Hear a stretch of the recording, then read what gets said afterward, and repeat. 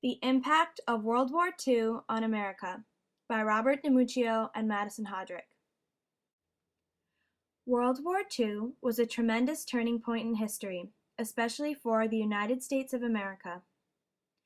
The country developed diplomatic, social, and economic adaptations to accommodate the amount of money, labor, and effort that had to be put into the war.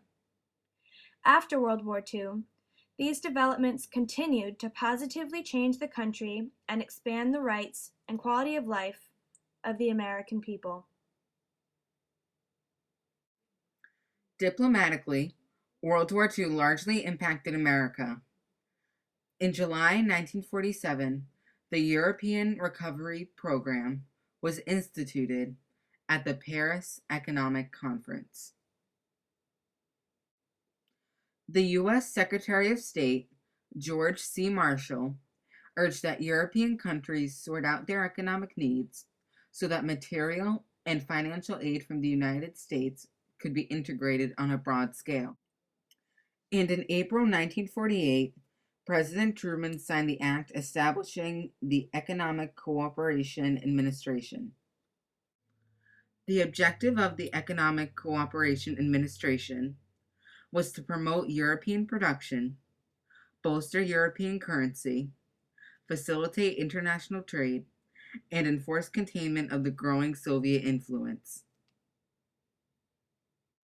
America and the Soviet Union plunged into the Cold War after World War II because both nations were striving for power. It was so named the Cold War because the Soviet Union and the United States never met in direct military combat. Instead, they engaged in ongoing psychological warfare in their struggle for global influence. However, the Cold War ceased when the Soviet Union fell in 1991, leaving America on top. World War II forever changed the United States socially. Women were urged into the workforce using a fictional character called Rosie the Riveter by government to replace men fighting in the war. Rosie the Riveter wore a red bandana, her sleeves were rolled up, and she was flexing her muscles. Her slogan was, "We can do it." She was a symbol of patriotic women and she was a major success. Advertisements encouraging women to enter the workforce were not uncommon, most along the lines of, "Do the job he left behind." By 1944, over 19 million women had put down their aprons and picked up their toolboxes to work for their country. Women performed tasks that were considered manly, and they did them well.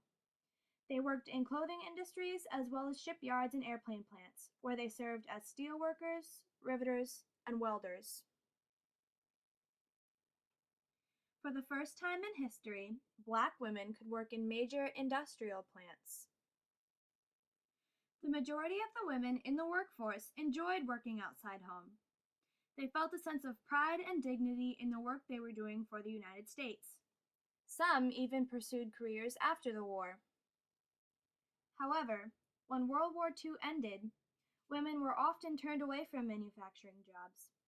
Men returning from combat wanted their jobs back, and more women were forced back into unemployment. Many women refused to go back to working at home as they had prior to the war.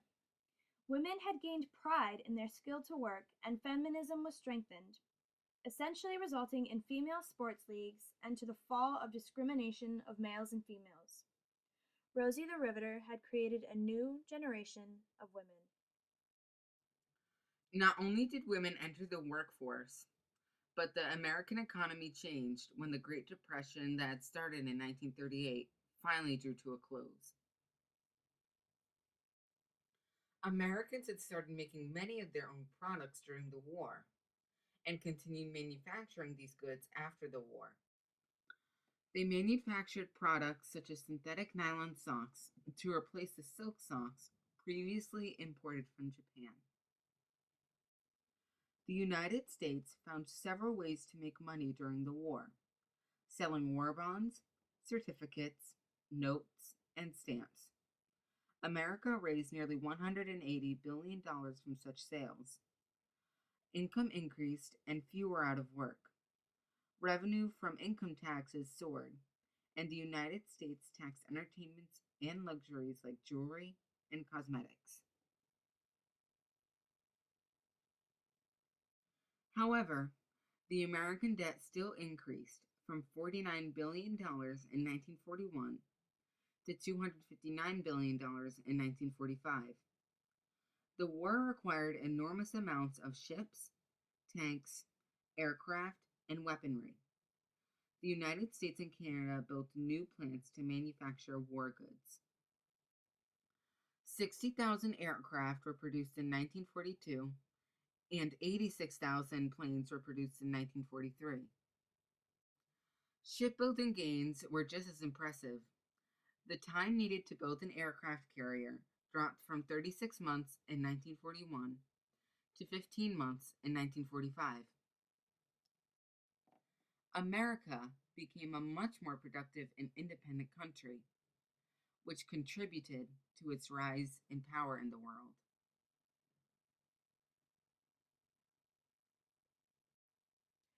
Despite the death, destruction, and trauma World War II caused, it essentially improved the general warfare of the United States.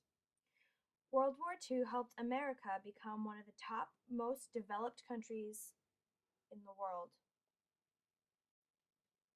American women were also empowered during the Second World War. They finally received the right to work, which led to the decimation of discrimination of men and women. World War II also pulled the United States out of the Great Depression because there were more factories, commonly known as war babies, and the US no longer relied so heavily on other countries for imports. America's newfound independence caused the US to thrive and overcome diplomatic, social, and economic issues, a true turning point in American history.